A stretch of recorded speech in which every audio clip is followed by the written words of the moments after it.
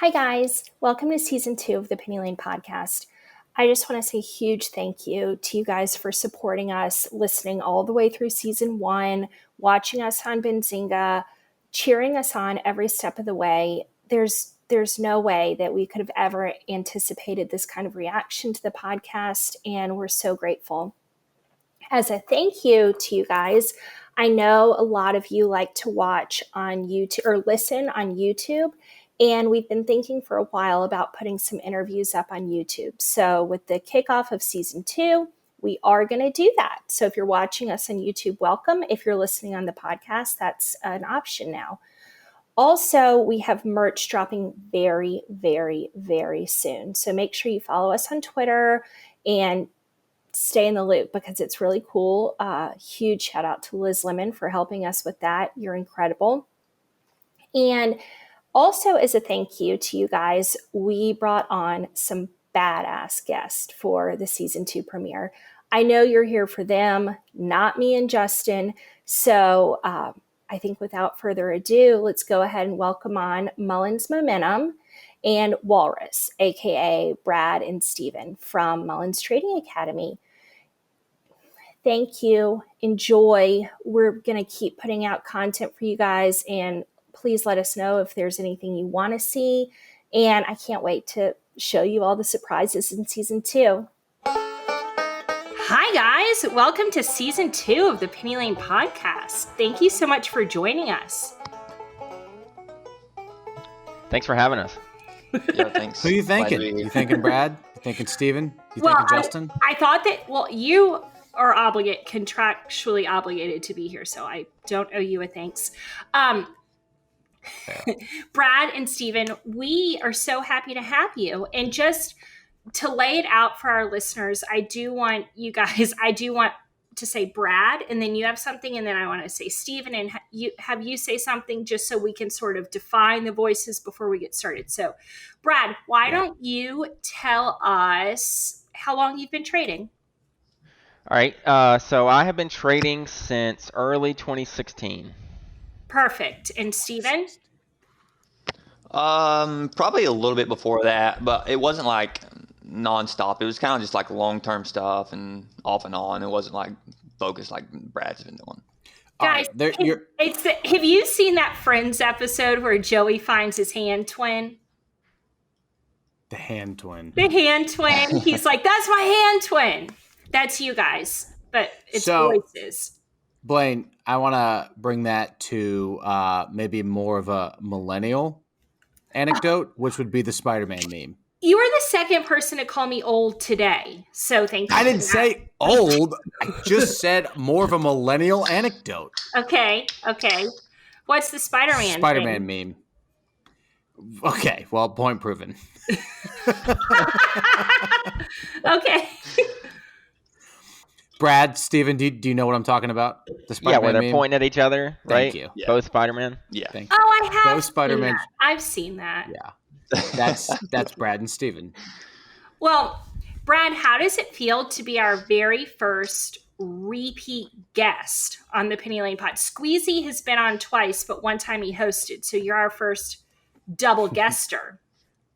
Yeah, it feels pretty cool. And also, the first episode of season 2. So that's big time. Big time. Also, how does it feel to have the most listened to interview in Penny Lane Pod history? That's pretty cool too. You should put that on the Wikipedia page. I know, right? Yeah, we didn't get one started, right? But yeah, I think I passed up Squeezy actually, right? You did, and it was a real fight to the death. Yep. Just full transparency, I have asked Squeezy if he wants to come back, so we can have round 2. Okay. All right. That's competitive. It is, and I like that in show guest, right? I want you to bring your A game. Pit them against each other. I think that's a nice thing to do to our guest. So, Brad, you sort of teased at the end of your episode that you might come on with Steven, aka Walrus.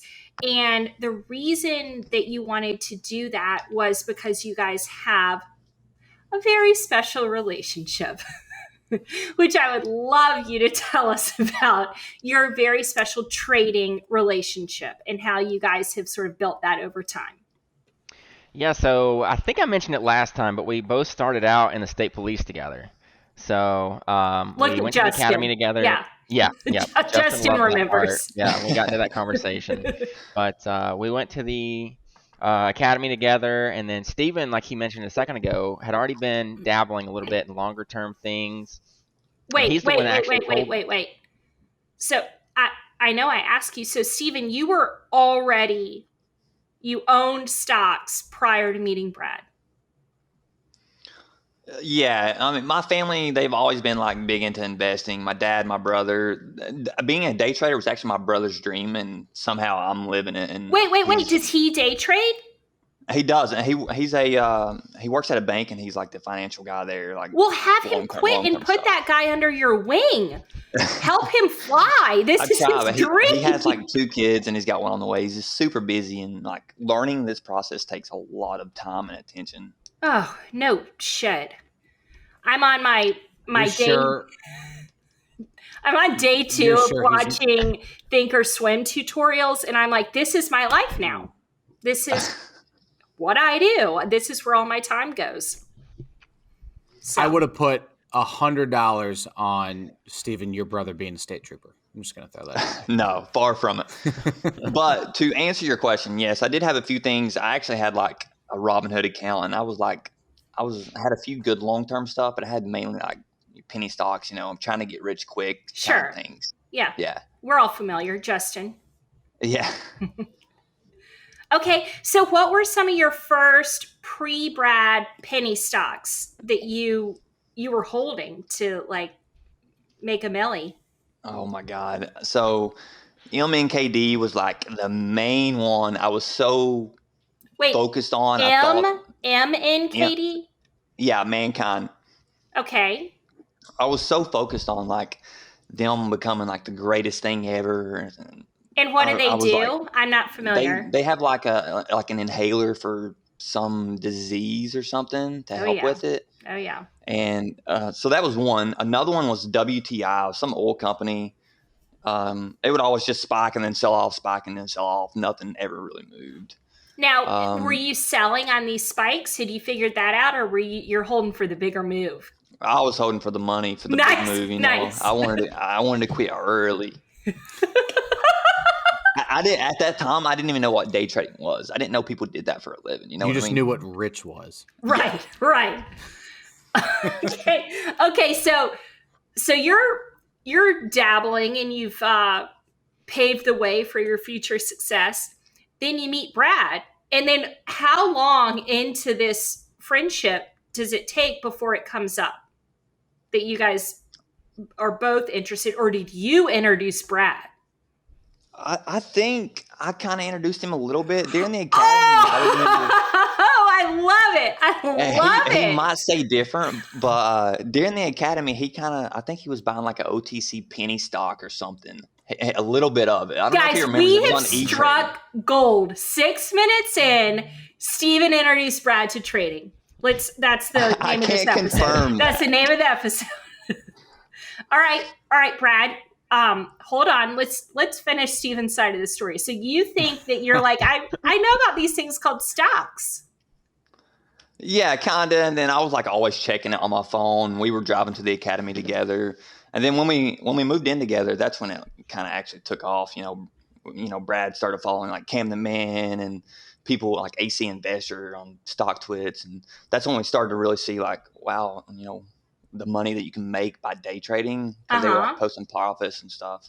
Were they posting profits, or they were posting rollies and Lambos?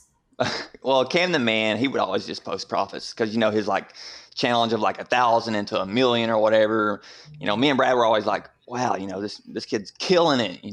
We used to be the people buying his alerts, Sure. And why wouldn't you? I mean, yeah. And how was FinTwit at this time? FinTwit, the only 2 people that I remember is AC Investor and Cam the Man. This is the guy now, the AC Investor blog, right? And Costa. Yeah, I think that's who I'm talking about. Is that right, Cool. Brad? Yep. Yeah. Yeah, he's like the grandfather of Yeah, he's FinTwit. like the OG of like day trading. Nice. So he's Blaine's But- age. Yeah, but as far as Twitter goes, He Kidding. looks I older didn't have than Twitter. me in his profile picture. And I'm doing everything I Kidding. can to stay young. Justin? And you know that profile picture is probably from 20 years ago. It's been Yeah. the same Right. picture as long as I've been trading. Also, his blog is on like WordPress version 1. Yeah. Oh, guys, you gotta hold on. My dog is freaking out.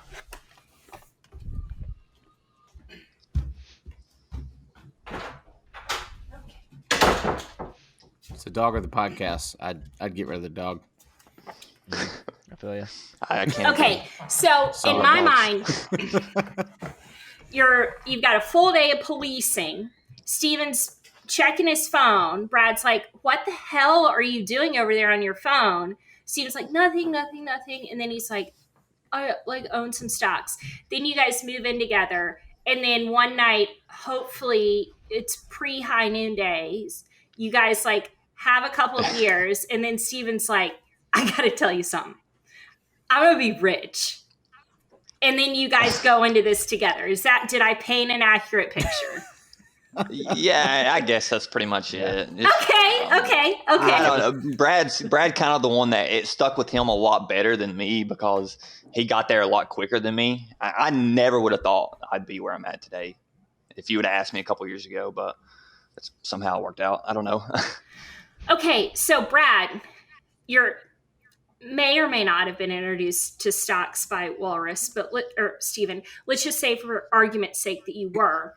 Mm-hmm. So you get into it and it's just like immediately addicting to you, or do you find it like it's something that you could master, or did you wanted the money, or like what was it initially that attracted you to it? So I had been interested in it. Oh, now we're back. For years. Here we Yeah. go. Here we go. Yeah. I Now- had been interested in the concept of trading at least Okay. for a while. And then Steven had been holding, I think he had, I don't remember, you had a Fidelity maybe at the time. But Yeah, you were holding the longer term things. And then I opened a TD account, but that was when commission still existed. Mm-hmm. So I was trying to buy an OTC, and it was charging me like $7.95 a trade. And I traded a couple small things, had no idea. Like I went and looked at like the cheapest stock with potential, like, you know, typing it in on Google, what's the cheapest stock with potential? Nice. Just to start out. Nice. And then just buying those OTCs and selling them the next day with basically no profit. But after that, I kind of quit for a good 6 months until Steven said, hey, there's this new broker that I think your brother told you about called Robinhood. And Robinhood was the free commission at the time. So that's when I really started getting into it because I wasn't going backwards going into every trade. I didn't have to make $6-7 right out the gate. Right. Well, actually both ways. So it'd be like $14-15 out the gate just to make money. And then I found stock twits, which I went into last time, to where I found Cam the Man and AC Investor and kind of got into the FinTwit side of it. Cool. Okay, so you're sort of moving forward on your journey, and then I don't know, baby. I just saw him. Like I just heard someone banging on the door, so I thought that was Mango. Sorry. Oh my gosh, the dogs. Okay, so. And we have, Brad, we did hear your story some on the first episode. So at what point did you think like, well, first of all, was Steven the first person you thought like I could help him or like kind of share some of my knowledge, or at what point did you think like I'm going to pass on my observations?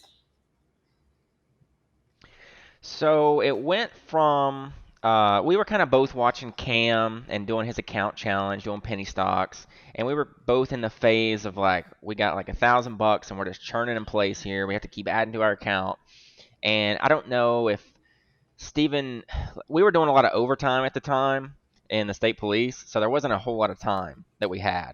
And I think Steven just decided to kind of pull back a little bit, but I kept going like full steam ahead, and it finally started going to where I grew the 1,000 to 2,000, and then 2 to 5, and then I was finally to 10,000. Once I finally got over PDT, it unlocked things even more. But after that, Steven still said he didn't have really the time to look into it. And then Gary came along. So Gary messaged me, and we knew each other from high school, which I mentioned last time. Right, and just in case you don't know, this is Gary, Mystic Mac. Like, you should know him, probably. Yeah. If you know Finchwick, you probably know Gary. Yeah. But he contacted me from back home, and he started making money. So I was helping him out, and it took several months. But once he started growing, and he had his journey on Twitter the whole time, like I was like, if you want a part of Finchwick, do your account challenge. So he started with the 1,000, I think it was $500 or $1,000, and he just documented every single trade he made, and all the way up to PDT. And Steven saw that publicly. Mm-hmm. So he saw like, hey, if you can teach someone out of the blue how to do this as well, then I think I've got a better chance, of coming back in and giving it a shot. And I think it was 2020, early 2020, that he poked back into it. And he had already had the experience to some degree, so he caught on to it like super fast. And then last year was the craziest year that I know of. So it also helped speed up the profits, and he got right on schedule and over PDT really fast. So, Steven, what broker did you use when you came back? So when I came back, it was Webull. I think I had asked Brad like a recommendation or something. He's like, here's my Webull link or whatever.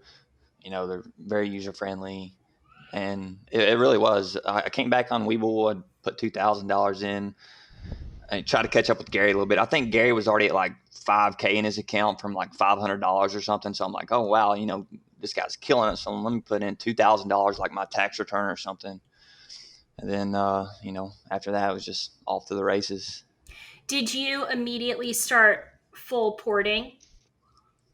Yeah, from day one, I tried to listen to Brad's techniques and whatever Brad said to do. He's always about the full port on the small accounts to get like at least over PDT or 2 there.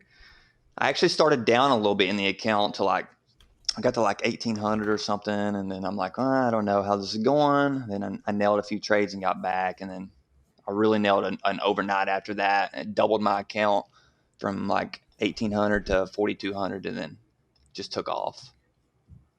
I'm in awe and also jealous. That sounds amazing. Yeah, that's actually the only 100% play I've ever been involved in. So, well, okay. And were you using the overnight method of buying something at close and selling it at 4 a.m. or I don't know what I guess Webull's always done the 4 a.m. Was that your main strategy? Yeah, that was my main strategy. This particular overnight was like literally 7:58 Eastern time, and I woke up at like 7 a.m. to like phone calls from Brad and Gary. They're like, oh my God, wake up. We got a PR, and they had COVID news and the stock went like 150% or something. That's awesome. Growing over PDT, there's all kinds of different ways. Mainly the strategy was like momentum overnights or like sector theme overnights, trends, daily charts. And sometimes, Brad, he just has a feeling in his gut like something's going to go, and you take it and don't question him, and it ends up going. Well, I mean, I think in the MTA overnight challenge, aren't you like 5 for 6, Brad? Yeah, so we only had that one that was not so good. It gapped down on us, but everything else has worked out so far. I started, I think 3 weeks ago with 10K and a Webull, and I'm up to 13.5. So I've made 35% of the account in just 6 overnights. So I wanted to do the overnight account, but it also shows people that you can get out of PDT by doing overnights, and you're not doing a day trade. you can buy at 7:50 at night and sell at 4 a.m. and you've only held for 11 minutes. Right. And also you can go on with your day. Yep. Have a nice little Exactly. life. Yes. Yeah. So when you're looking for these overnights, are you looking for things that have had a lot of momentum during the day? Are they like holding a new level, or do you think it's a run up, or is it sort of a combination, or is it just like a feeling? It's mostly like a combination of things. A lot of the recent ones have been the T+2 setup, which Right. I'm sure you'll want to get into that later because that's something we've been doing big on MTA. But it's the daily setup to where the third day, usually you get a breakout over the high of the first day. Wait, So it's I thought that we went over this in Benzinga and I showed like what an idiot I was.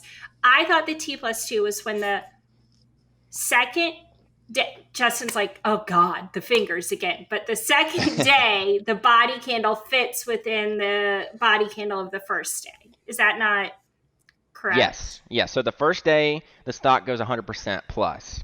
Okay. I second didn't know day- that was a There's a characteristic. Yes. Okay, I the didn't second know. day, it does not go above the first day, and it does not go below the beginning of the first day. So Yeah, it it's kinda stuck trades inside sideways. the candle. Okay. And it's almost like a triangle getting smaller and smaller and smaller. But Okay. the second day is a smaller candle inside the first one, and then the Mhm. third one is usually a break up over the first day, So it's like a wedge. which sounds super complicated. But yeah, sort of like a quick Mhm. daily wedge. Okay. And that's a how Gap up on that third day? So what's been happening is, so usually, okay, you got to think of it in a shorts perspective. They see the first day, this 100% run, and then they see the second day it starts trending down. So they're like, oh, this was just $4 and ran to 10. Let me short it at 9, 8, 7, on down through the first day. And then the third day, the buyers come back in and push it above. And what level And do they have squeeze to the push shorts it at the same above? time. They have to push it above what it was the second day? The That's second the day true high? break would be, the second day high, and then the absolute price target will be a break above the first day. Yep. Oh, yep. wow. Okay. Yes. Okay. So I have to that's say been a also, really high like, quality setup. like all those T+2 days, they also don't always go above the first mother candle either. I've seen a lot of times they wick up there and then they sell off back the whole day. Okay. I like that he called that a mother candle. Me too. I like it a lot. I'm like, how am I? I love these T2 plays. It's my bread and butter.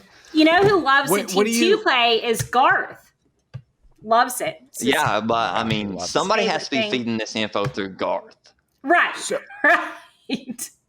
so Now, I'm not going to say who it comes from. Okay. what kind of scanner? I mean, there's price action involved there, so I guess you can talk about percentage jumps. But you're talking about technical analysis, charting per se, which, I mean, I assume that you don't have scanners built to analyze the actual candle charts. No. It's probably something This is we've all been, visual. Isn't So it this is something we've looking been for, like- playing? Like Yeah. we would have day traded it, right? So it's Absolutely. on. Like if there's a 100% mover, then, we're probably day trading it. And then, gonna either me or Brad monitor are it. going to remember that play, or we're going to write it down if we have multiple plays. And then on day 3, we're going to be watching it at the bell, or we're going to be buying it at the bell. I got it. And so, do you think this was occurring pre the, I guess I'll call it the meme craze, but when things would actually kind of run 100% and everybody had eyes on it? Or is this a more recent occurrence that you guys have kind of tracked, monitored, lined up, and then teed off? For me, this is actually something that I kind of learned within the last 6 months, I feel like. I don't know about Brad. He might have been playing this way before then, but I've just started picking up on it like the last 6 months. Yeah, I don't really remember before, about the same time range, the setup that would set up the same way, because it would either be you get a 100% runner and the next day you get continuation. Yeah. So you go above the next or the first day, and then that kind of kills the whole T+2 setup. So it's either been continuation, or there was a period where 100% runner would get an offering every day and just kill it. Yeah. So I haven't noticed it, but it was probably happening for a while because it's a technical analysis chart. I just didn't pick up on it until a few months ago, 6 months ago. For me, like I would be trading, I'd be trading a 100% mover like on a Monday. And then here comes Wednesday, and I'm hearing that same ticker hit the scanner on no news. I'm like, why is that thing running 50% today? Like, why? I got to start looking more into that. So let me ask you a follow-up. Do you guys, so in a way, you're almost going counterintuitive to what you're expecting, right? So I'm so dumb, I have to think of it in terms of gambling. You've got, where's the public money, right? Where's the public heavy on? Same thing here where you expect, Brad, I think you said the way the shorts approach it, which is we're going to ride that back from 10 down to 8, down to 9, down to 7, down, where it started at 4. You guys are waiting for a trigger action to then long that back up. Again, that's kind of counter towards what the general public reaction should be, which is it pops so much, we'll ride it back down. Now you've got this strategy that you're seeing work. At some point, everybody else should see that work, right? So at some point, the money should come back around where it's not going to keep going up beyond that 100%. Everybody's now writing technical versus financial analysis, and you've been caught up with, per se, right? Yeah, and usually when everybody figures out about a specific setup and they think, oh, this is going to happen every single time, it stops happening. Right. So there's no thing that's just going to keep happening forever and ever and ever. It's just, it'll change. So what'll happen the second day is it'll go higher, or it won't go as low, and then you won't have the setup anymore because people are anticipating the setup. Mm-hmm. Right. So you guys are conscious of that, right? Yep. Yeah. Does that it's just make part of one of the trends. Yeah. Does that make a T+2 setup trend? Like that's what's working right now. So that's what we're playing. Not like it works 100% of the time, all the time. Absolutely. Yep. That's the way I look at it. It's just part of the trend. The market has all kinds of different trends, and, the quicker you can identify them, the more money you make. So it's kind of like hang a lantern on your problem. If you know it's a trend and you call it a trend, if it looks like a duck and it quacks like a duck, it's a trend, but now no one's going to fight you on that trend. So maybe we can perpetuate it a little bit longer. I'm maybe wishful thinking. Potentially, yeah. Yeah. And I remember when I first started, I think the trend at the time was a 3-day runner. So the stock gets news the first day, runs the first day, runs the second day, runs the third day. Does not pull back. It's like 3 perfect little green bars on each other. And that's completely changed now to where it's a T+2 setup. And it may be something different in 6 months, but we got to figure that out. That's our job. We have to figure out what the pattern is and play it. Can I ask a sidebar? You just mentioned this. Do you view this as a job? You just use the word job. I do. I mean, it's fun and it's got its freedoms, but I have to come down here each day and go to work. I can't just screw around. I have to look and play the high probability setups every day. Yeah, I would agree with that. It's definitely a job. Speaking of high probability setups, that's one of our reader questions. That's our first reader question, is what would you call an A setup? I'm doing this from memory because Justin has the questions. What would you call an A setup, an A+ setup, and an A++ setup? I've never gotten an A++ in anything in my life, for the record, so I can't wait to hear this answer. Go ahead, Brad. Oh, man, I don't even know where to start here. So, depends on if you're looking at it daily chart or intraday. So, daily chart, my favorite setup is what we've been talking about. That's the A++ setup, is the T+2. And it can go second, third, and fourth day. It can keep going as long as it's inside the first mother candle. I have a question. Is the T+2 setup kind of like an ABCD pattern on multiple days? No, If you could look at it that way, Potentially, you yeah. could. It could definitely end up being like that. because we love playing that pattern, and it seems like in my mind, it seems like if you looked at that on a multi-day chart, it would be an ABCD, or it would fit that criteria, I guess. Anyway, please tell me about your A++ setups. Okay, well, that one is the one I love playing currently on the daily. Now, back a couple years ago, like the ascending triangle was like the end-all be-all pattern. Like if you saw an ascending triangle with the top, you bought that 10 times out of 10 and it broke out crazy. Like you might get 50 cents to $1 out of it. But now, this year, we call the 2021 candle comes on the ascending Breakout, triangle. yeah. So you wait, you see the breakout, and then it fails. You see the breakout, then it fails. So people are catching on, and that goes back to if something is 100% of the time, it's never going to last. So I think the shorts and people are selling on the breakout, and that's causing that to fail, and people are moving on to the next. I've been having a lot of trouble with the high day breakout. Like I used to play that all the time, and I just I don't know if it's not working or I just can't do it. But like that one's all about recently. the market we're in. So if we're in August right now, and the volume's lower, the breakouts are weaker. Buying high day is hard. You have to buy on the pullbacks. You have to buy on the bottom trend. But if you're in like a March 2020, to where everything is going, you can buy high, sell higher. You can just keep buying high, selling higher. Just buy the breakout, buy the high of day, you get 50 more cents. Yeah. But right now you could get 1 cent higher and a kill candle. Yep. So you really don't know, and you can't really play it until you see it start happening again. Yeah.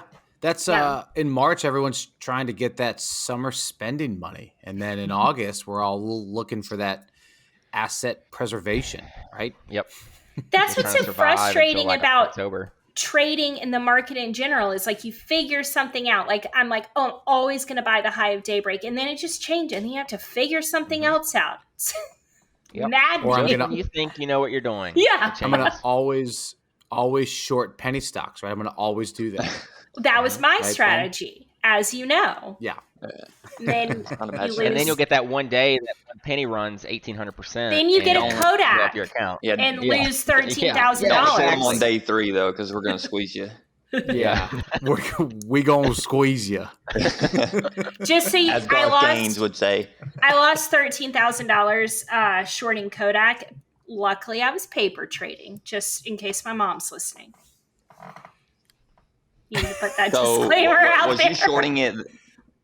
Was you shorting it the day that the president It went to like 60? Yeah. Yes. So I was actually watching him on TV that day. As soon as he said Kodak, I slapped it on my Webull account. Wait, it gets worse. I sold for like 50 cents. That's how quick I sold. And it literally gapped the next day to like $60 or $70, whatever you said. I could have been sick. I'm sure. You could have also sailed off into the sunset and never spoken to us again. So. Exactly. That would probably be one of my biggest trades ever. Well, when I woke up and looked at that paper trading account and was negative $13,000, I also could have been sick if I had to pay that. Yeah, I agree. Yeah. Yeah. And I came home and was talking to my husband and was like, this is unprecedented. I'd been trading for like a month.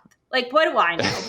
It's unprecedented or not. I've never seen anything like it. Never seen this before. Yeah. Yeah. All right. Well, do you want to go into the reader questions, Justin? Yeah. You're great. Absolutely. You're great at asking. We got 8 of them. We have so many, and there's one on Twitter from APATS that I think we'll close with since he's close knit. Yeah. Yeah. So here's the deal. They're not broken out by person. So they're both to Brad and Walrus. Nobody decided I want to ask Brad this and I want to ask I think Steven there's that. one. So there's one. Okay. Okay. All right. Well, we'll start with one and then you guys take turns. You be nice. You share the answer. So, number 1, how long did it take to find a strategy which essentially helped you become constantly profitable? Hold on. That question is, it's always being tailor made. Like, they're not always profitable, and they have to continue to find new. I mean, we just talked about We T just plus two, talked right? about that. Yeah. Yeah. All right, we're bailing on that one. Whoever asked that, thank you very much for submitting that. I think it was a great question. We just knew how good it was that we already discussed it. It's like, Justin, as we always say, that like whatever our setup now is already priced in. Oh, yeah. So that was a deep again, was a deep callback. But anyway, that's go the on. zero-sum game. Do you, Brad and Steven, do you agree with that? That we already, like, your strategy is always changing. Yeah, I would agree. Do you guys think that trading? That was really easy. Do you guys think that trading is cyclical? Like, things will come back like that the we've economy? already traded? No, like, I don't. Like, if T plus 2 is working right now, and then like, would it go away for maybe a year, and then next year midsummer maybe it's T plus 2 again? And can you learn anything by keeping track of like what's working when? Like, does it evolve rather than does it repeat rather than evolve? Right. I think so, and I know it works for stocks, like individual stocks, because like every January you get the penny run. Every single January, anything under $1 will run, and then you got your February, usually is pennies in general, and then March is March Madness, which is low floats. That's like every single year I've ever traded, it's been that, and then towards the end of the year it kind of turns back into that. But for example, the first year I was trading Dries, the shipper, and I don't know if you guys even know that, but Dries ran from $5 to $105 in one day. Yes. In one day? And one day. Yep. Oh, so that's scary, but also exhilarating. It caused all the other shippers to have these crazy runs. Sure. And it was in November. It was right around the presidential election. It was like right after it. So the next year, November, guess what runs? The shippers. But it's a different one. The different one took its turn, ran from like 5 to 40. Not as much, but the shipper ran again. And then the third year, everyone's anticipating, oh my gosh, this happened twice in a row. So October, they run a little. And then the year after, it's gone. Because everybody's anticipated it. Everybody's trying to buy so early. And it just fizzles out. Interesting. So that happens every single year. There's something that pops up. So maybe this December or January, you get the EV stocks running again, or whatever ran last year because they ran like crazy. So you get that time of year again. I know July tends to be bios. Like last month, I think we had a huge bio run from 5 to 80 or something. And I feel like it's every single July you get the bios running. So there is patterns, but if this goes back to what we keep talking about, if it gets caught onto too much, the pattern just dissolves. Mm-hmm. Yeah. Oh, that's frustrating. Also keeps you hooked, I guess, but frustrate just when you think you have it figured out. If you want to support the Penny Lane podcast, you can do a few things. First of all, if you scroll down in the show notes, you can see our affiliate links.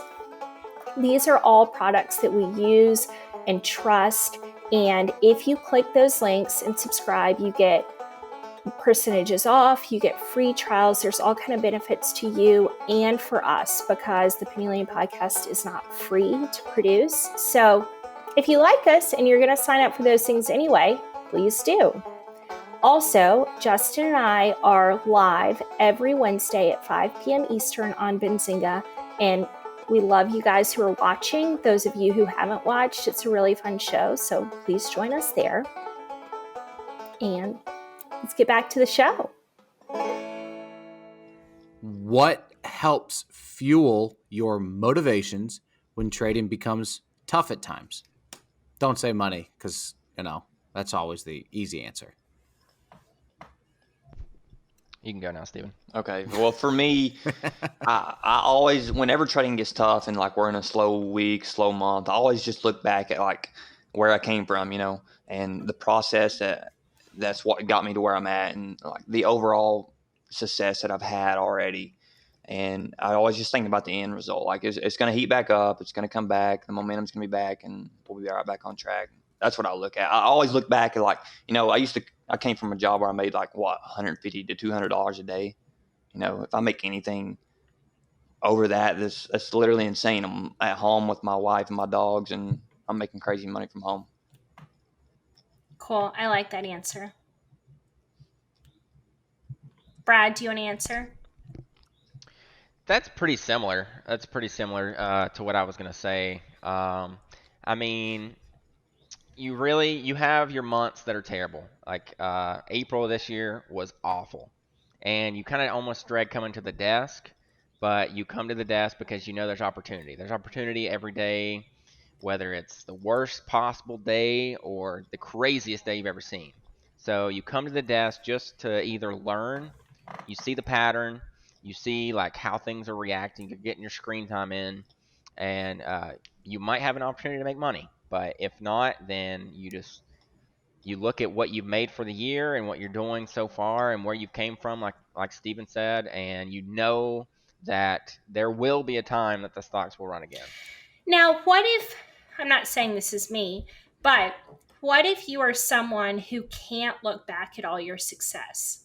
Like, there are so many people out there who have lost. I mean, especially after 2020, people have lost homes and savings accounts. And what advice, and I know you guys both get asked this like every single day, when would you advise someone to quit, and when would you advise them to keep going? Because I don't know if I believe that like anybody can make it who keeps going. And I know that that's like contrary to what a lot of people say. Like the tagline is don't quit. But for some people, especially people who really like gambling or adrenaline or which we all do. I mean, that's amazing. But have you ever had to tell anyone like, maybe this isn't for you? Or anyway, I've asked the question. And I thought we were here for the jokes. We get into the serious stuff. Yeah, where's the fun in the jokes, Blaine? I made a couple jokes. I'll bring them back. I think I might be asking if you guys want to tell me that I should quit. This is your opportunity. No, you're in MTA. Everyone in there is going to be rich. Hey, that's a tagline. Yep, that's the quote of the day. I've never really told anyone they should stop, but what I do advise people is to take the journey through PDT. You have to. Some people like to just throw in, and I don't know where the money comes from. I don't know if it's their life savings. I don't know if their parents gave it to them. I don't know if they sold something and try to just jump into PDT. I'm going to make money fast.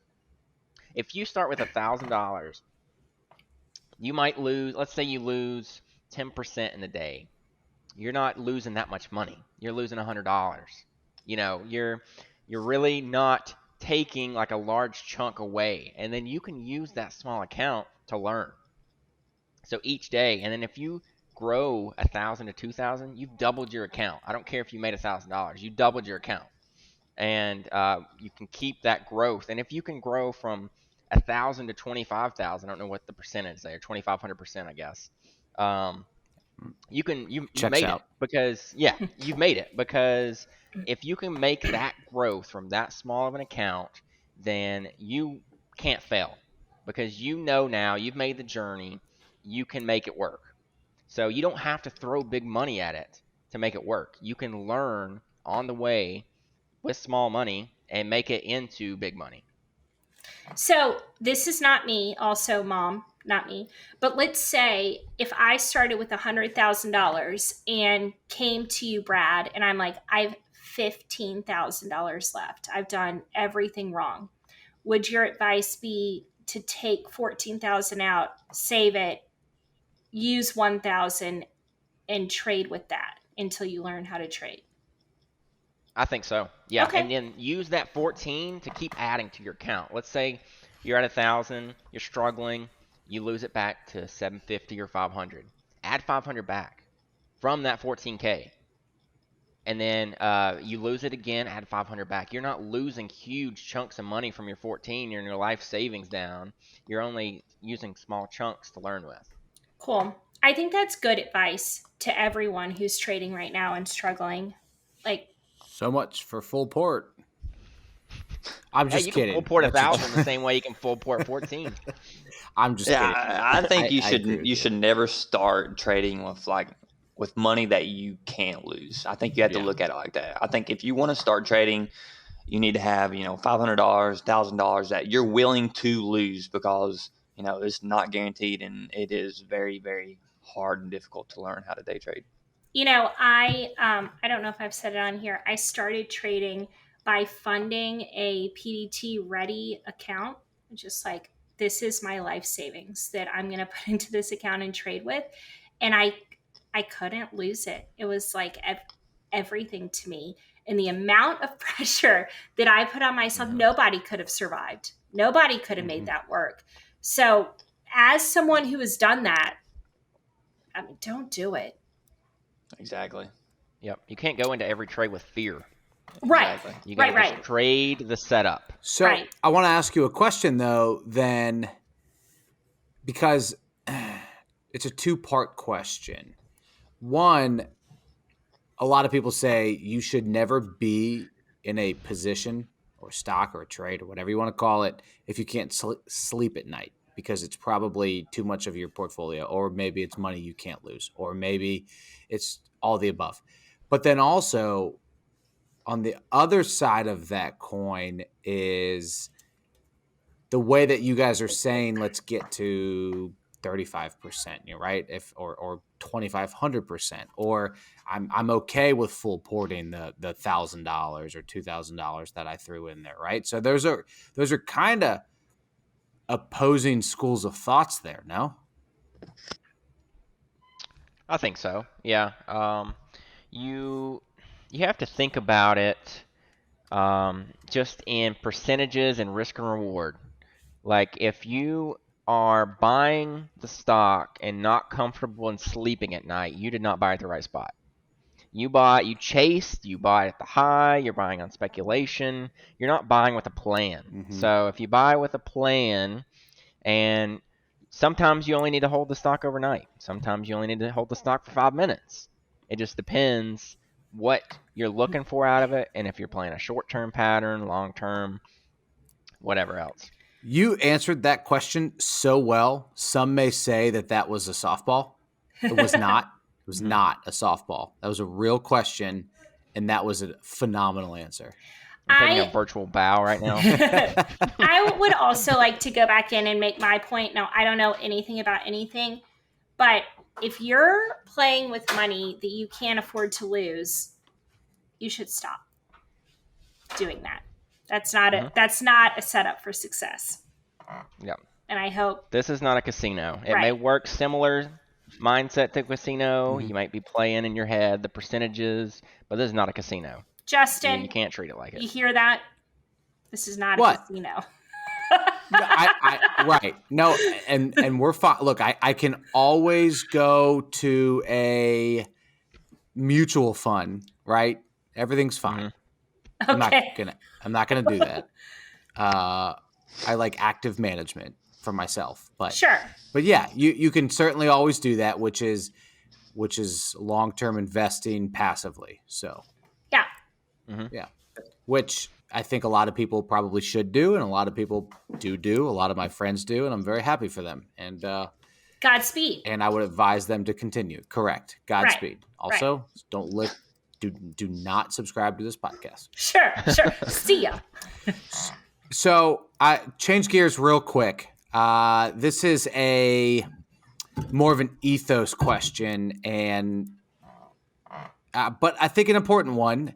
And it was a listener question, and I also believe Blaine wrote this down and would like to know the answer. So, with so many paid Discords subscriptions this is there, a really good question, and I did not write it.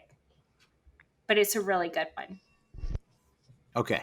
Go on. I give Blaine no credit for this question. We still would like the answer to it. So with so many paid for Discords out there, what led you to create, one, a Discord, and then two, not charge for it? Is there something about your trading journey or something that has nothing to do with the stock market that led you to not want to charge for it? Do you have I don't know if I should ask this. Do you have a plan to always keep it free, or perhaps parlay that into something that may generate revenue, maybe just for maintenance and upkeep? Obviously, certainly not a retirement plan, right? I'll go ahead and put that out there for you in the space. But then you've got a lot of people to whoever wrote this question's point, maybe not Blaine. You paid a lot of money for college, law school. Okay, certainly Blaine did not write this question. And there's a lot of skills there that associate you with success and then a job, as you guys have called it. However, a lot of people are doing this, joining MTA, learning more practical skills for their job, and it's free. There's 4 questions in there. Oh, so you ad-libbed a lot of that question. Almost all of it. I mean, that's why I picked you as a co-host. Almost all of it. Yeah. Okay. All right. So first, I'll say it's always going to be free. It's always going to be free. I'm never going to charge anybody for MTA. Secondly, I think I mentioned this last time, and you have to go back to my episode on season 1, but I mentioned the fact that it's a pay-it-forward system in trading. So I didn't pay a dime to learn anything about trading. I followed, like we mentioned earlier, Cam the Man and AC Investor, Zach Morris, a couple of the big guys, and they kind of put my eyes on certain things, and I learned some things on my own. And I feel like there's no reason to charge for that because I didn't pay for that. And I think I can there's no issue with me teaching people what I've learned.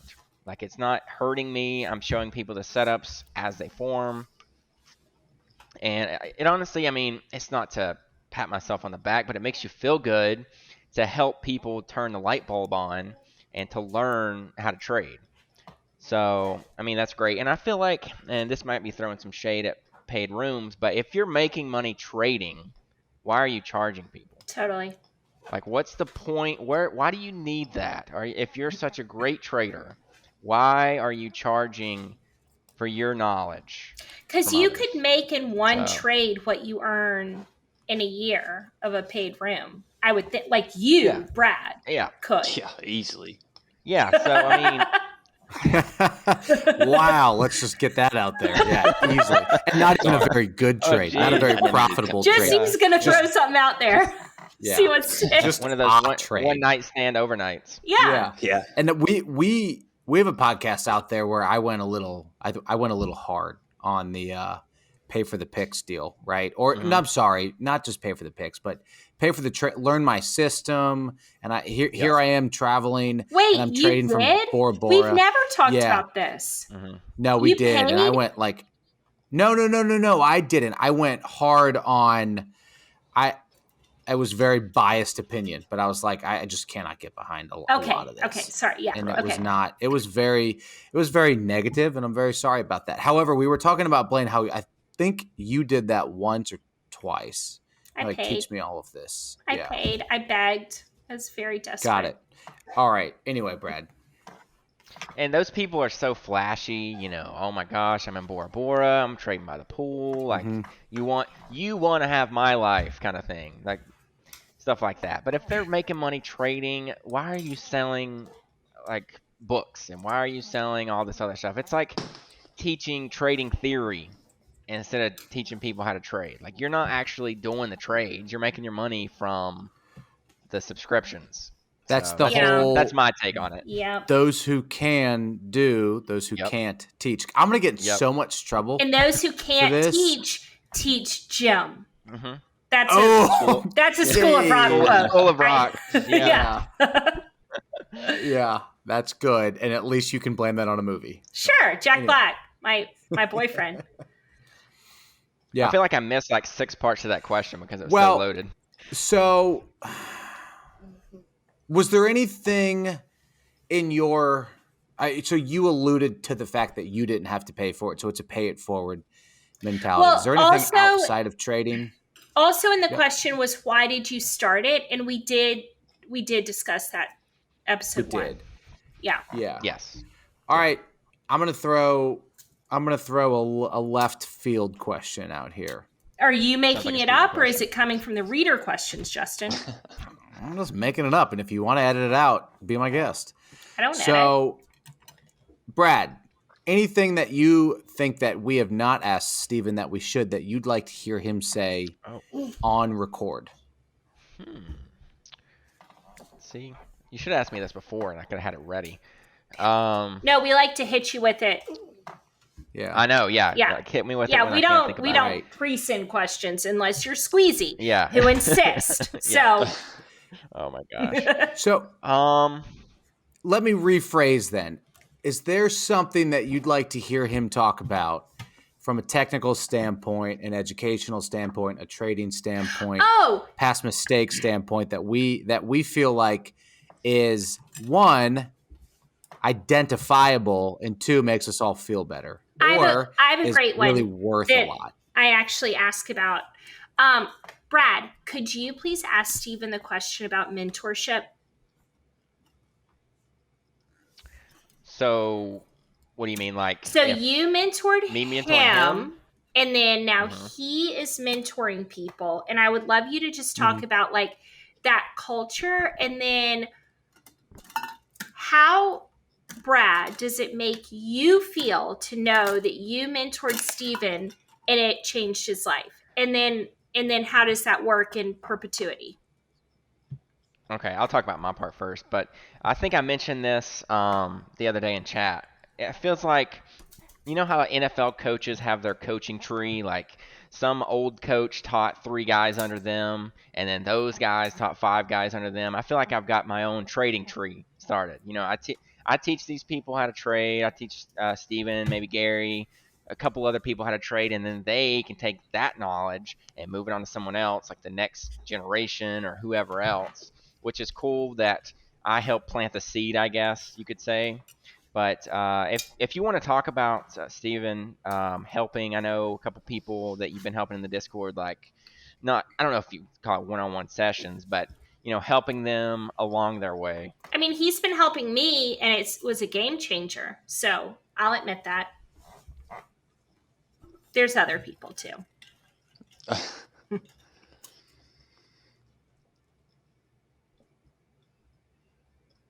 Are you guys waiting on me?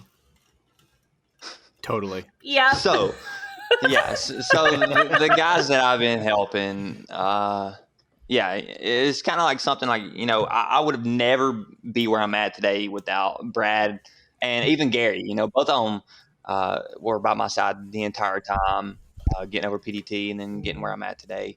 And it's kind of like the pay it forward thing, like Brad said. Like, if I can help, you know, some young bloods out and some fresh people in the market, and, you know, I'm willing to do that. You know, I have nothing else to do, and I like helping people.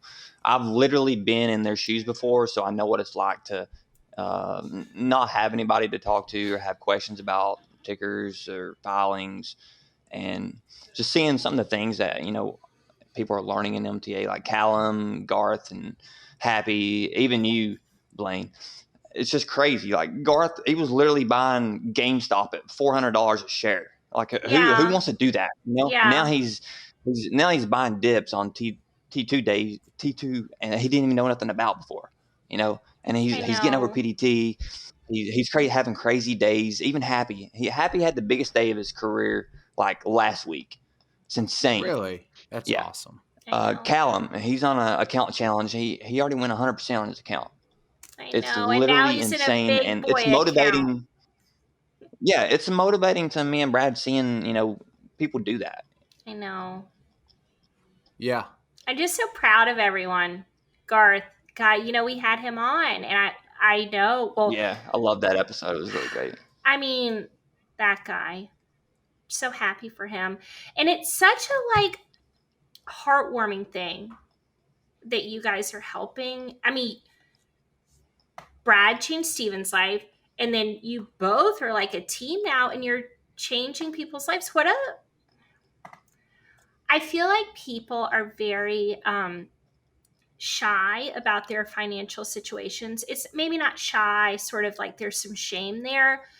But if you can help people become financially independent, like, I don't know a bigger gift. I mean, maybe like a kidney or something, but it is the weight of holding financial stress is like that can impact everything. That can impact your health, your happiness, your marriage. And you guys are gifting people that. And I know that I already put you both on such a pedestal, but like, what a gift. Anyway, I'm proud to know you guys, and I'm so proud of what you're doing. Yeah, that's the whole adage of give a man a fish versus teach a man to fish, or a woman. Exactly. Yep. And some people go about it a different way. I mean, they want to just keep giving the fish, and it might benefit them. But I would rather teach them to do it on their own and identify it to where I don't have to hold their hand, through every trade. Like, when I can see the light bulb turn on for somebody, like, I told you this pattern, I showed you everything, and you identify it on your own. Or you're telling me, hey, this stock has a ascending triangle, this stock has a flag right now, and I'm not even looking at it. So you're bringing my eyes to something from something I taught you, which is the coolest feeling. Right. Yeah. I mean, the real gift there is that you're empowering people to be able to sit down in front of their computer or phone, if you're blind, and look at their chart. I am on the TOS tutorials. I am trying. But to feel confident that I'm going to sit down and I'm going to be successful at this, and however that impacts your life, whether it's your significant others, you have a family, you have kids, you have siblings, you have parents, whatever you're doing with that money, or it's just yourself, and you are providing, you are now empowering them to sit down and feel the confidence to be successful in what they're doing, which is worth a lot more than the actual money that you can generate from that. It really is. So that's pretty awesome. At the end of the day, you want to kick these people out of the nest and be sure that they can survive on their own, right? Like that's the goal, is they don't need you anymore. Exactly. Right. It's a mother candle with a mama bird. That's it, Blaine. Boom. So we've been doing this for an hour. If you've stayed all the way through an hour, I think that you should be rewarded with some technical and tactical advice. 30 seconds each from each of you. Trial and errors towards your preferred indicators and timeframes. If somebody doesn't talk about a hammer candy, I'm done. I get it. I'm quitting MTA. I'm out. So Steven's got that one. So that's his baby right now. The 9 EMA on the 5 minute. Why are you using this? This is just an example. And then did you track and log for confirmation the trial and error on your preferred indicators? I think preferred indicators is where people get hesitant on, am I right? Am I wrong? Am I using the right thing? And they change it every week. So again, if you stayed this long, this is your reward right here. Okay, I can start. So I use the 5 minute for the most part all the time. I'll only use the 1 minute if the chart's super extended and it's running like crazy. But I use the 9 EMA, the 20 EMA, and the 50 SMA. And there's no end-all be-all indicator. I know there's thousands of indicators out there, and it's what works for you. It's what paints a bigger and better picture for you to see the chart better. Like, it's not saying that the 9 EMA is going to work every time, or the 20 or whatever. So the 9 I use as like a line that follows the uptrend. The 20 EMA is like a pullback zone, and the 50 SMA is like the dip. So let's say the stock's breaking down, you'll look to buy the dip at the 50. So that's kind of the way that I use them. Perfect. Yeah, for me, I use the same time frame, 5 minutes strictly. The 1 minute just for very extended green candles. I like to draw my support and resistance lines also, and even that could be my dip buy on something. Me and Brad were not really dip buyer traders. We like to time the candle out to where we don't even see any red, and then we're out, a couple seconds, minutes later. That's just a style that Brad taught me. So that's we're stuck with it. My advice to, all the new traders out there, don't be buying alerts you see on the internet or Discords. You need to understand why you're taking the trade. If you don't understand why you're taking the trade, you need to step back and maybe investigate a little bit. You need to understand where your resistance is going to be or where your support's going to be. That way you can take profit or you can stop out. I think that's perfect. I have one last question, Blaine, then you can wrap us up or take us through another hour. Your call. So I have so many more questions. I'm trying to figure it out. Anyway, you go. Real quick, did you guys? Maybe I had a weird childhood. Did you guys ever have like overnight stays at a museum, or like did you guys have field trips where you would go like do a lock-in, or you would spend the night somewhere? Does that make any sense at all? I did. You did? Yes. Got it. Okay. Well, that makes me feel much better. At the zoo. Yes. All right. Awesome. So that's really cool. And that was an experience that you remember forever. Yeah. The question is, which this isn't going to, I don't think, be all night. And I also think I'm reading it the wrong way, but I've just changed it to now we have to have a lock-in for MTA. Can we have an overnight session on tips and strategies?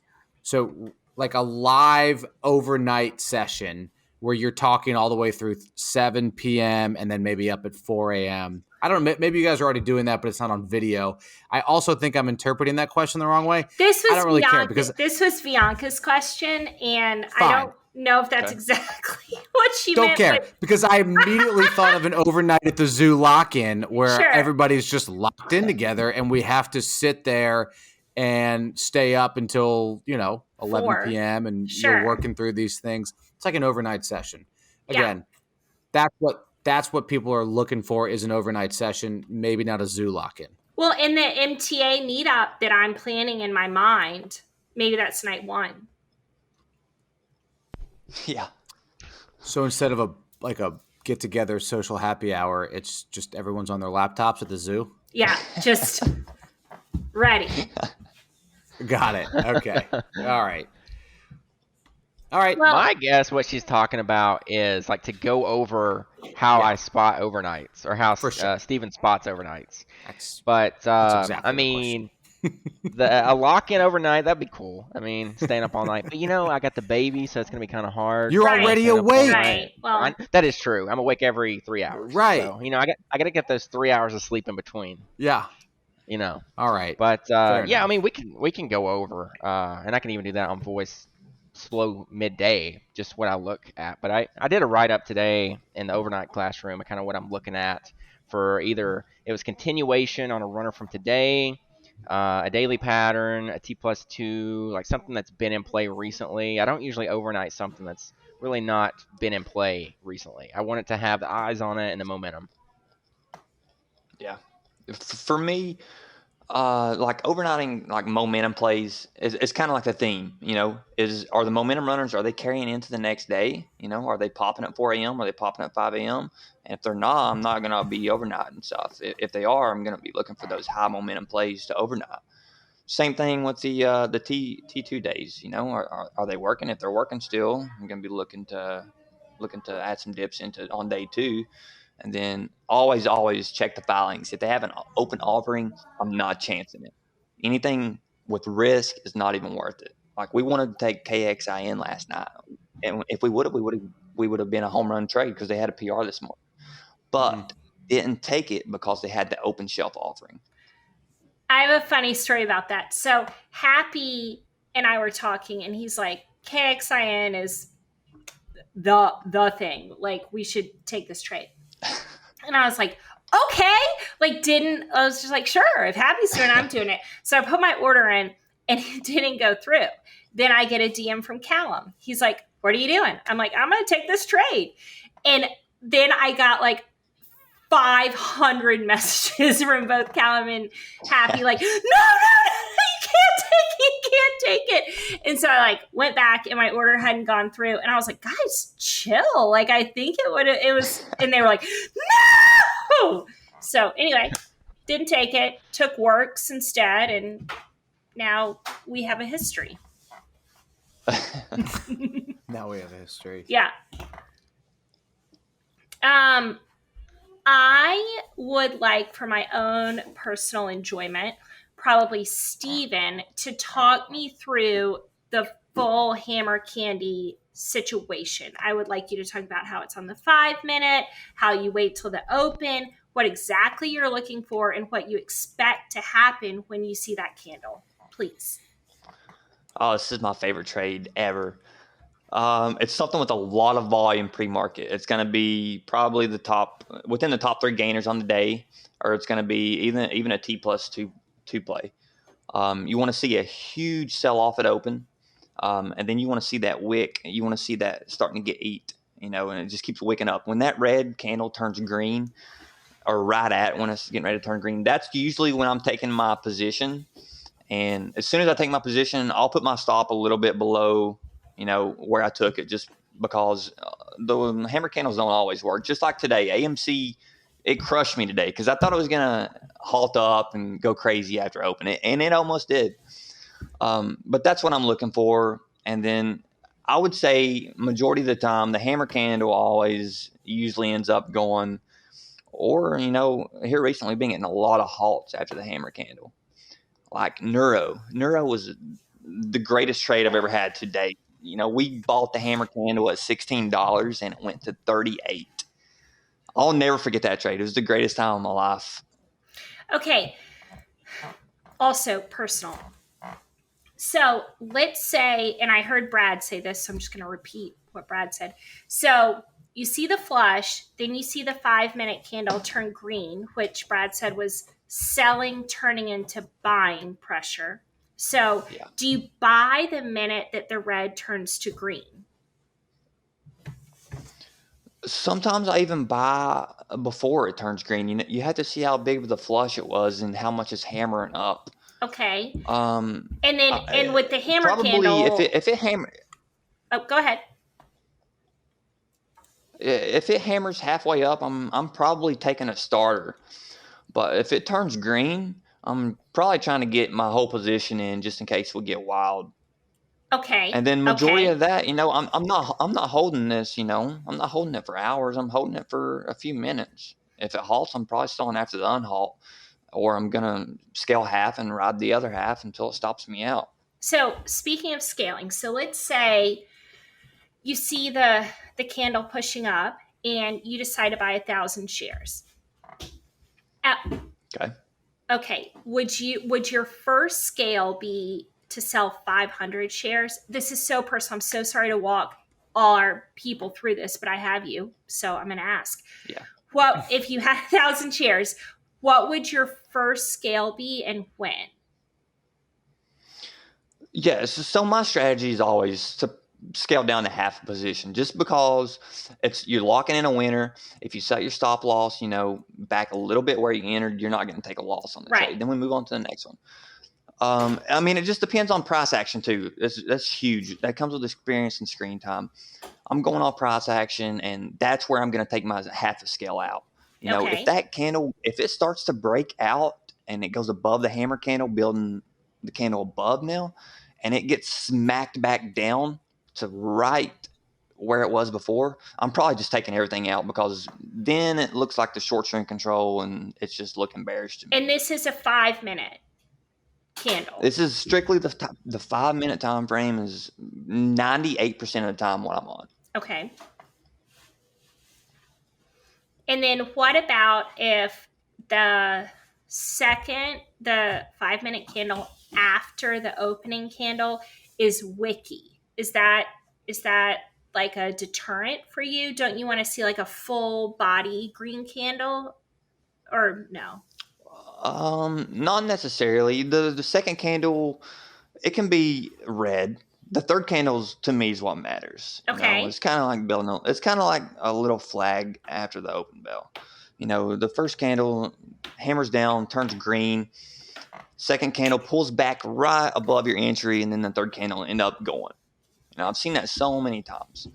But I think as long as you scale out, and lock in the win, and then set your stop, no lower than your entry after the candle goes, just set it back at your entry. That way you don't take a loss on it. And then, if the stock ends up halting up or going up $1 a share, just keep moving your stop up as the price keeps going up. Nobody wants to sell, a winner as it's going up. But as soon as it wicks down and starts going down, then everybody's starting to panic sell and get out. And that's where you want to take your rest of your shares out. Cool. Well, thank you for answering that. I've really enjoyed playing those, and it's sort of everything I'm looking for in a trade. So thank you. You're welcome. And those type of trades ain't for like, somebody that's new. You need to just watch a few of the candles. Watch these high momentum plays pre-market. Watch how they flush and then watch how they hammer before you start taking them and thinking that you can play them, because they don't always work out. Like I said today, AMC didn't work out. It was so close to breaking out and probably halting up, but the shorts smacked it back down and ended up stopping out for a loss. I also have been personally, I like to, when I see it turning into the hammer candle, like to take a pretty big position and then sell half of it real fast. So it's not a great play for someone in a cash account or with this. I mean, it is, but the way that I do it, I like to get a good profit and then we can see what happens or whatever. But I think it's harder if you have less money, right? Maybe. I mean, margin account is strictly what I'm about. And cash account, I understand the concept, but you want the 3-day trades, and you don't have to wait on your cash to settle. My initial size, I'll take probably half a position, which is pretty good size, and then I'll scale a little bit as it's going up, just like you. There's nothing wrong with locking in profit. You won't go broke locking in profit. You'll go broke just not setting stop losses and riding it all the way back down, because they all eventually come back down. These are penny stocks for the most part. They're all trash. We treat trash as trash. It's going to go back home eventually, probably to single digits. All right. And before we let you go, Stephen, can you say hi to Callum? Say hey to Callum. Listening. Yeah. Yeah, Callum. I love Callum. He's great. Him and I became really, really close friends in the Discord, and I couldn't be happier with his progress as a trader. He's super young. He's 21 years old. This guy, he's going to be a millionaire when he's 25. You know how many people want to be that? Totally. All kinds. It's literally insane. He's going to be very profitable in the end. He's going to be glad that he's here in MTA. Callum, we're all so proud of you. Thanks for listening. Thanks for being a podcast fan. And I think we can wrap up with that. Please join us in MTA. We're loving the one night stands. Please come learn from these people. You guys, thank you for coming on. Brad, thank you for coming on again. I've said it ad nauseum, but you guys are changing lives, and man, am I appreciative, and I know a ton of people are. If you are a reader or a listener, I always say that, if you're a listener who submitted a question and we didn't get to it, that's my fault. I had a lot of my own questions and bumped you out. So sorry, but we would love to have you guys back, because I really could talk to you for 5 more hours. So please come back. I want to add one thing. Talking with you guys who have a nice Southern draw, and then talking with someone like Callum who also has an accent, of course. It's also really nice to hear in a podcast form versus if you were to type it out or if you were to. I mean, I know you guys are on voice and Discords, but you guys write a lot of things. But to hear you talk about it, it always it's not the whole face with the name type deal, but it is nice to hear. Not gonna lie. Do you also, Justin, feel with twins, you think that they look the same, and then you spend some time with them and you're they're totally different? I feel like that with the voices now. I feel like you guys are different. You have different voices. It does, yeah. I can now recognize it, but an hour and 15 minutes ago, wasn't happening. Sure. Yeah. Now you got to realize. Yeah, it was really fun. Thanks for having us, Blaine. we'll probably definitely be back. I feel like me and Brad could sit here and talk for literally hours about trading because we love talking about it. Every time we're together with our wives, we end up talking about trading, and they're like giving us the stink eye in the corner because they hate us talking about it. We just love it.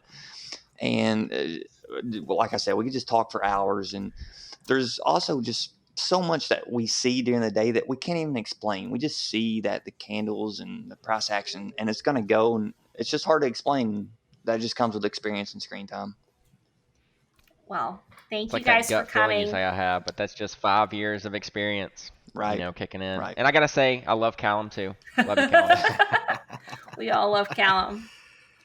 God, he's gonna go around the pub just playing that video clip. All 3 of those video clips. He's just gonna be like, "Look at this, look at that, look at this." Well, I really wanted to record this in a video way for Callum because he watches it on his TV. I'm like, he gets some behind the scenes. Is our MVP fan? Yeah. Yeah.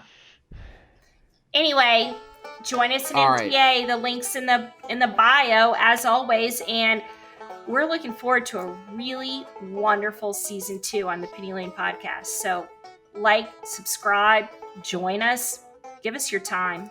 Thanks for having us. Thank you. Hype it up, hype it up, hype it up. Last but not least, we would like to thank our producer Joel Edwards and Chesley Lowe for our banjo music. I asked on Twitter recently what everyone's favorite part of the show it was, and everybody said the banjo music, and it's my favorite part too. So the 2 of them collaborated on that, and I really, really think it makes this show. Hope you enjoyed this first YouTube episode, and like, subscribe, write a review, anything that's nice. If you didn't like it, just don't say anything. Bye.